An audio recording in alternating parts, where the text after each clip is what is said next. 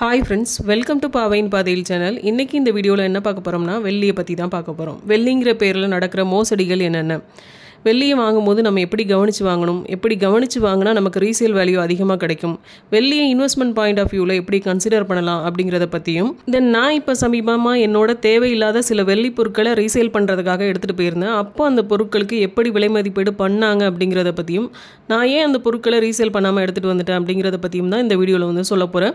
So வீடியோவை கடைசி வரை ஸ்கிப் பண்ணாம பாருங்க. கண்டிப்பா இந்த வீடியோ உங்களுக்கு பயனுள்ளதா இருக்கும். வீடியோக்குள்ள போறதுக்கு முன்னாடி வெள்ளியை பத்தி சில பேசிக்கான இன்ஃபர்மேஷன் வந்து தெரிஞ்சுக்கலாம். என் அம்மா வந்து என்கிட்ட அடிக்கடி ஒன்று சொல்லுவாங்க, வீடான வீட்டில் வெள்ளியை பரத்தணும் அப்படிம்பாங்க. ஏன்னா வெள்ளிக்கு அதிபதி சுக்கிரன். வெள்ளி பொருட்களை நம்ம வாங்குறதுனாலையும் சரி அதை போடுறதுனாலையும் சரி மகாலட்சுமியோட அருள் நமக்கு கிடைக்கும்னு சொல்லுவாங்க. மகாலட்சுமியோட அருள் கிடைச்சா வீட்டில் ஆட்டோமேட்டிக்காக தங்கமும் சேரும் அப்படிங்கிறது ஒரு ஐதீகம். என்னோட விஷயத்தில் இதை ஓரளவு உண்மைனே நான் சொல்லுவேன்.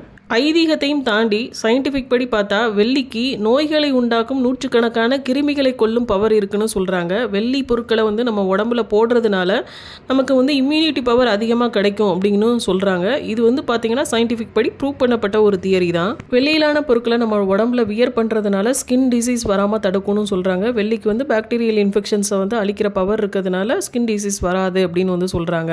அடுத்தது பிறந்த குழந்தைகளுக்கு பார்த்திங்கன்னா தங்கம் போடுறதுக்கு முன்னாடியே வெள்ளி தான் ஃபஸ்ட்டு போடுவாங்க. அதுக்கு காரணம் என்னன்னு பார்த்தீங்கன்னா வெள்ளிக்கு வந்து இந்த நோய் தொற்று கிருமிகளை அழிக்கிற பவர் இருக்கிறதுனால தான் பிறந்த குழந்தைகளுக்கு வெள்ளியிலான பொருட்களை ஃபஸ்ட்டு போடுறாங்க. கொலுசு, தண்டை, அருணாக்கொடி, அப்புறம் வந்து கையில் பேங்கிள், மருந்து கொடுக்குற அந்த பாலாடை, இதெல்லாம் பார்த்தீங்கன்னா வெளியில் போடுறாங்க. இடுப்பில் போடுற அந்த தாயத்தை கொண்டு வெளியில் தான் போடுவாங்க. அப்புறம் பார்த்தீங்கன்னா குழந்தைங்களுக்கு சாப்பாடு ஊட்டுற அந்த சின்ன சின்ன கிண்ணம், ஸ்பூனு, இதெல்லாம் வந்து வெளியில் ப்ரிஃபர் பண்ணுறதுக்கு காரணம் என்னன்னு பார்த்தீங்கன்னா மற்ற பாத்திரங்களை நம்ம யூஸ் பண்ணும்போது அது என்ன தான் சுத்தமாக கழுவி வச்சாலும் அதில் நம்ம கண்ணுக்கு தெரியாத சின்ன சின்ன நோய் தொற்று கிருமிகள் வந்து இருக்கும். பட் நம்ம வெள்ளி பாத்திரத்தை யூஸ் பண்ணும்போது அப்படி ஏதாவது கிருமிகள் இருந்தாலும் வெள்ளிக்கு வந்து அந்த கிருமிகளை அழிக்கிற பவர் இருக்கிறதுனால தான் வெள்ளி பொருட்களை வந்து சின்ன பிள்ளைங்களுக்கு வந்து பயன்படுத்துகிறாங்க. இதெல்லாம் தாண்டி வெள்ளி நம்ம உடம்புக்கு வந்து குளிர்ச்சியை தரும். இப்போ நம்ம வெள்ளியை எப்படி கவனித்து வாங்கலாம் அப்படிங்கிறத வந்து பார்க்கலாம். கோல்டில் வந்து எப்படி 24 கேரட், அதாவது 99.9% கோல்டு, இதை வந்து ஃபைன் கோல்டுன்னு வந்து சொல்லுவோம். அதே மாதிரி 22 கேரட்டில் 91.6% வந்து கோல்டு இருக்குது. 18 கேரட்டில் 75% கோல்டும், 14 கேரட்டில் 58.3% கோல்டும், தென் 9 கேரட்டில் 37.5% கோல்டும் இருக்குது. இதே மாதிரி தான் சில்வர்லேயும் வந்து நிறைய கிரேட்ஸ் இருக்குது. நம்ம கோல்டோட பியூரிட்டியை, அதாவது கிரேடை செக் பண்ணி வாங்குற மாதிரி சில்வரில் செக் பண்ணி வாங்குறோமானா கட்டாயம் கிடையாது. இப்போ சில்வரில் இருக்க கிரேட்ஸ் என்னென்ன அப்படிங்கிறத பார்க்கலாம். 999 சில்வர், 95.8 சில்வர், 92.5, 90, 83.5, 80, 60, 40, இன்னும் மோசமான கிரேட்ஸ்லாம் கூட சில்வர் வச்சுருக்காங்க. பட் எப்படி நம்ம கோல்டை 24 கேரட் 22 கேரட்னு டிஃப்ரென்ஷியேட் பண்ணி சொல்கிறோமோ அதே மாதிரி சில்வரை வந்து சொல்கிறதில்ல. இது எல்லாத்துக்கும் ஒரே காமனான பேர் சில்வர். 40 டச்சில் இருக்கிறதும் சில்வர் தான், 999 குவாலிட்டியில் இருக்கிறதும் சில்வர் தான். ஸோ நம்ம எப்படி பார்த்து வாங்கணும் அப்படிங்கிறத இனி போக போக பார்க்கலாம். சில்வரோட ஃபர்ஸ்ட் கிரேடு வந்து 999 சில்வர். இதை வந்து ஃபைன் சில்வரும் வந்து சொல்லுவோம். இதில் வந்து 99.9% சில்வரும் 0.1% வந்து அதர் மெட்டலும் இருக்கு. இது சில்வரோட ஃபர்ஸ்ட் கிரேட் அப்படிங்கிறதுனால உங்களுக்கு ரீசேல் வேல்யூவும் இதுக்கு அதிகமாக கிடைக்கும். பட் இதை நீங்கள் ஆர்னமெண்ட்ஸாவோ இல்லை ஆர்டிகல்ஸாவோ வாங்க முடியாது. ஒன்லி பார்ஸ் அண்ட் காயின்ஸாக மட்டும்தான் வாங்க முடியும். அடுத்தது 958 சில்வர். இதில் 95.8% சில்வரும் 4.2% அதர் மெட்டலும் இருக்குது. இதை வந்து பிரிட்டானியா சில்வர் அப்படின்னு வந்து சொல்கிறாங்க. ஏன்னா பிரிட்டிஷ் காலத்தில் நாணயங்கள் செய்ய இந்த கிரேட் சில்வரை பயன்படுத்தினதுனால இதை பிரிட்டானியா சில்வர் அப்படின்னு அழைக்கப்பட்டதாக சொல்கிறாங்க. நாணயங்கள் மட்டுமே செய்ய முடியும் அப்படிங்கிறதுனால நம்ம நாட்டில் இந்த கிரேட் சில்வர் வந்து புழக்கத்தில் இல்லை. அடுத்த கிரேடு வந்து 925 சில்வர். இதில் வந்து 92.5% சில்வரும் 7.5% அதர் மெட்டல்ஸும் வந்து இருக்குது. இதை வந்து ஸ்டெர்லிங் சில்வர் அப்படின்னு வந்து சொல்கிறாங்க. இதில் தான் வந்து நம்ம நாட்டில் most of the silver ornaments, articles எல்லாமே பண்ணுறது இந்த 92.5 சில்வர் தான்.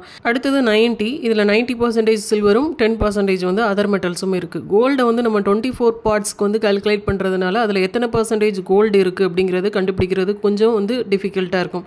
பட் சில்வரில் பார்த்தீங்கன்னா அந்த நம்பர் இட் செல்ஃப் நீங்கள் வந்து எத்தனை % சில்வர் இருக்குது, எத்தனை % அதர் மெட்டல்ஸ் இருக்குது அப்படிங்கிறத வந்து தெரிஞ்சுக்கலாம். அதே மாதிரி 835 சில்வரில் 83.5% சில்வரும் 16.5% அதர் மெட்டலும் இருக்குது. 80ல் 80% சில்வர், 20% அதர் மெட்டல்ஸ் வந்து இருக்குது. நம்ம கொலுசுலாம் வாங்குறோம் பார்த்தீங்களா, அது வந்து மேக்ஸிமம் இந்த 80 டச்சில் இருக்க சில்வரில் தான் கொலுசு வந்து நமக்கு விற்கிறாங்க. பெரிய பெரிய பேர் வாங்கின கடைகள்லாம் போய் கொலுசு வாங்கினீங்கன்னா அது 80 டச்சில் தான் இருக்கும். நல்லா கவனித்து பார்த்தீங்கன்னா உங்களுக்கு தெரியும். அதே மாதிரி 60ல் 60% சில்வரும் 40% அதர் மெட்டலும் இருக்குது. 40ல் 40% சில்வர், 60% அதர் மெட்டல் இருக்குது. ஸோ சில்வரோட அதர் மெட்டல்ஸ் தான் ஜாஸ்தி. பட் காமனாக சொல்கிற பேர் என்னதுன்னா சில்வர். தென் நம்ம கோல்டு வாங்கும்போது நம்ம என்ன கேரட் வாங்குகிறோம் அப்படிங்கிறத பொறுத்து அதோட ரேட்டுமே மாறுபடும். ஃபார் எக்ஸாம்பிள், நான் வீடியோ எடுத்துகிட்டு இருக்க அன்றைக்கி ஒரு கிராம் 24 கேரட்டோட ரேட்டு 9,900 ரூபா, ஒரு கிராம் 22 கேரட் 9,075 ரூபா, ஒரு கிராம் 18 கேரட் வந்து 7,455 ரூபா. ஸோ கேரட் கம்மியாக கம்மியாக நமக்கு ரேட்டுமே கம்மியாகும். ஸோ இதே மாதிரி தானே சில்வர்லையும் கிரேட்ஸ் கம்மியாக கம்மியாக ரேட்டும் கம்மியாகணும். கரெக்டாக வீடியோ எடுத்துகிட்டு இருக்க இன்றைக்கி பார்த்தீங்கன்னா ஒரு கிராம் சில்வரோட ரேட்டு 111 ரூபா. இந்த 111 ரூபா 999 சில்வருக்கு உண்டான ரேட்டுனா அப்போ 92.5 சில்வருக்கு உண்டான ரேட் என்ன, 80 டச்சில் உள்ள சில்வருக்கு உண்டான ரேட் என்ன? டச் கம்மியானா ஆட்டோமேட்டிக்காக ரேட்டும் கம்மியாக தானங்க ஆகணும். பட் எங்கேயுமே அப்படி வாங்குறதில்ல, எல்லாத்துக்கும் ஒரே காமன் ரேட். நீங்கள் 999 வாங்கினாலும் 111 ரூபா தான், 92.5 டச்சில் இருக்க சில்வர் வாங்கினாலும் அதே 111 ரூபா தான். இதே இது 80 டச்சில் இருக்க ஒரு கொலுசு வாங்கினாலும் அதே 111 ரூபா தான். அப்புறம் நிறைய கடைகளில் நீங்கள் சில கவர்ச்சியான விளம்பரங்களை பார்க்கலாம். அதாவது வெள்ளி பொருட்களுக்கு வந்து செய்கூலி இல்லை, சேதாரம் இல்லை, வெள்ளியோட எடைக்குண்டான காசை மாத்திரம் நீங்கள் கொடுத்துட்டு அப்படி வாங்கிட்டு போகலாம் அப்படின்னு வந்து சொல்லுவாங்க. அப்படி சொன்னாலே நீங்கள் உஷாராக இருக்கணும்னு அர்த்தம். ஏன்னா செய்கூலி சேதாரம் இல்லைன்னு சொல்கிறாங்கனாலே அந்த வெள்ளியோட டச் வந்து கம்மியாக தான் இருக்கும். இதை நீங்கள் உறுதிப்படுத்த விரும்புனீங்கன்னா இதே மாதிரி ஆஃபர் போட்டிருக்க ஏதாவது ஒரு கடைக்கு போய் ஏதாவது ஒரு வெள்ளி பொருளை வந்து செலக்ட் பண்ணி பாருங்கள். மோஸ்ட்லி அதில் வந்து எத்தனை டச் அப்படின்னு சொல்லி மென்ஷன் பண்ணியிருக்கவே மாட்டாங்க. அப்படி ஒரு வேலை மென்ஷன் பண்ணியிருந்தாலும் 999 சில்வருக்கு உண்டான ரேட் என்னவோ அதை வச்சு தான் உங்களுக்கு பில் போடுவாங்க. ஸோ இந்த எக்ஸ்ட்ரா அமௌண்ட்லேருந்தே அவங்களோட செய்கூலி சேதாரத்தையும் எடுத்துப்பாங்க. அதோட அவங்களுக்கு அதிகமான ப்ராஃபிட்டும் கிடைக்கும். ஃபார் எக்ஸாம்பிள், ஒரு கிராம் 999 சில்வரோட ரேட்டு 100 ரூபான்னு வச்சுக்கலாம். அப்போ 80 டச்சில் இருக்க சில்வருக்கு 80 ரூபா தான் அவங்க வாங்கணும். பட் நம்மகிட்ட 100 ரூபா சார்ஜ் பண்ணும்போது அவங்களுக்கு ஒரு கிராமுக்கு 20 ரூபா கிட்ட வந்து ப்ராஃபிட் கிடைக்குது. இதில் வந்து ஒரு செய்கூலி சேதாரம்னு ஒரு 12 ரூபா ஒரு கிராமுக்கு போட்டால் கூட இன்னும் 8 ரூபா அவங்களுக்கு அதிகமான ப்ராஃபிட் தான் கிடைக்கும். ஸோ நம்ம 80 டச்சில் இருக்க சில்வரை வாங்கிட்டும் ஒரு கிராமுக்கு 20 ரூபா எக்ஸ்ட்ராவும் கொடுக்குறோம். இதை தான் வந்து சில கடைகளில் வெள்ளி பொருட்களுக்கு வந்து செய்கூலி இல்லை, சேதாரம் இல்லை அப்படின்னு வந்து சொல்கிறாங்க. இன்னும் சில கடைகளில் இதுக்கு மேலே ஒரு படி போய் ஒரு கிராம் நீங்கள் 80 டச் சில்வர் வாங்கினீங்கன்னா அதுக்கு 999 சில்வருக்கு உண்டான ரேட்டான அந்த 100 ரூபாயும் சார்ஜ் பண்ணுவாங்க. தென் வேஸ்டேஜும் உங்ககிட்ட இருந்தே சார்ஜ் பண்ணுவாங்க. ஒரு கிராமுக்கு 12 ரூபா போடுறாங்கன்னா ஒரு கிராம் 80 டச் சில்வர் வாங்குறதுக்கு நீங்கள் 112 ரூபா கட்ட வேண்டியதாக இருக்கும். இதே மாதிரி தான் தங்கத்திலையும் நடந்த ஏமாத்து வேலைகள். தென் அளவுக்கு அதிகமான கலப்படங்கள், அதாவது 18 கேரட்டாக இருக்கும் அந்த கோல்டு, அதை வந்து நம்மகிட்ட 22 கேரட் அப்படின்னு சொல்லிட்டு செல் பண்ணிடுவாங்க. இதெல்லாம் தடுக்கிறதுக்காக தான் கவர்மெண்ட் வந்து BIS ஹால்மார்க் சிம்பிள் அப்படிங்கிறத வந்து கொண்டு வந்தாங்க.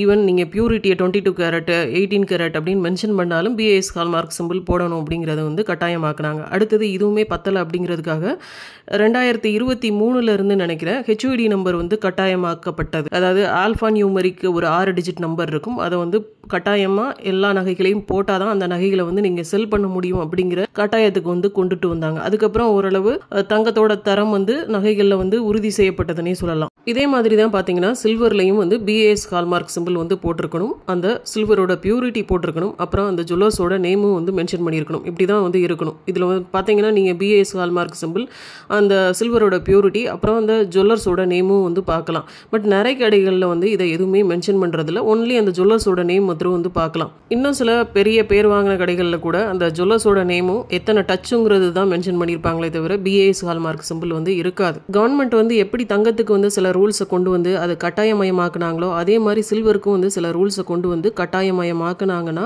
மக்கள் வந்து ஏமாறாமல் வெள்ளி வாங்குறதுக்கு அது ரொம்பவே உதவியாக இருக்கும்.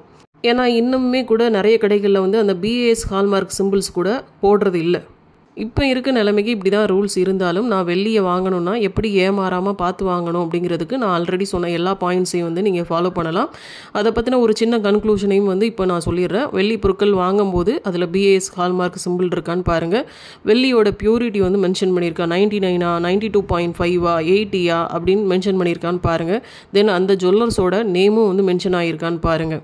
லாஸ்ட் பட் நாட் லீஸ்ட், நீங்கள் வாங்குகிற வெள்ளி பொருள் வந்து எத்தனை டச்சில் வாங்குறீங்க அப்படிங்கிறத நோட் பண்ணிவிட்டு அதுக்கு ஒரு கிராமுக்கு வந்து எவ்வளோ கொடுக்குறீங்க அப்படிங்கிறதையும் வந்து பாருங்கள். தென் ஒரு கிராமுக்கு எவ்வளோ வேஸ்டேஜ் போடுறாங்க அப்படிங்கிறதையும் கால்குலேட் பண்ணி வாங்கினீங்கன்னா உங்களுக்கு பயனுள்ளதாக இருக்கும். இதுவரை இந்த வீடியோவில் வெள்ளியோட பயன்கள் என்னென்ன, வெளியில் நடக்கிற மோசடிகள் என்னென்ன, வெள்ளியை நம்ம எப்படி ஏமாறாமல் பார்த்து வாங்கணும் அப்படிங்கிறத பற்றி பார்த்தோம். இந்த வீடியோவோட லென்த் அதிகமாக போகிறதுனால அடுத்த வீடியோவில் நான் என்னென்ன பொருட்களை ரீசேல் பண்ணுறதுக்காக எடுத்துகிட்டு போயிருந்தேன், அதுக்கு எப்படி ரீசேல் வேல்யூ போட்டாங்க அப்படிங்கிறத பற்றியும், வெள்ளியை இன்வெஸ்ட்மெண்ட் பாயிண்ட் ஆஃப் வியூவில் எப்படி கன்சிடர் பண்ணலாம் அப்படிங்கிறத பற்றியும் பார்க்கலாம். இந்த வீடியோ உங்களுக்கு பிடிச்சிருந்ததுன்னா லைக் பண்ணுங்கள். இன்னும் இதுபோல் நிறைய பயனுள்ள தகவல்களை தெரிந்து கொள்ள நம்ம சேனலை மறக்காமல் சப்ஸ்கிரைப் பண்ணி வச்சுக்கோங்க. இந்த தகவல்கள் யாருக்காவது பயனுள்ளதாக இருக்கும் தோணுச்சுன்னா அவங்களுக்கு மறக்காமல் ஷேர் பண்ணி விடுங்க. கூடிய விரைவில் பார்ட் 2 வீடியோவில் சந்திக்கிறேன். அண்டில் தென் பாய், டேக் கேர்.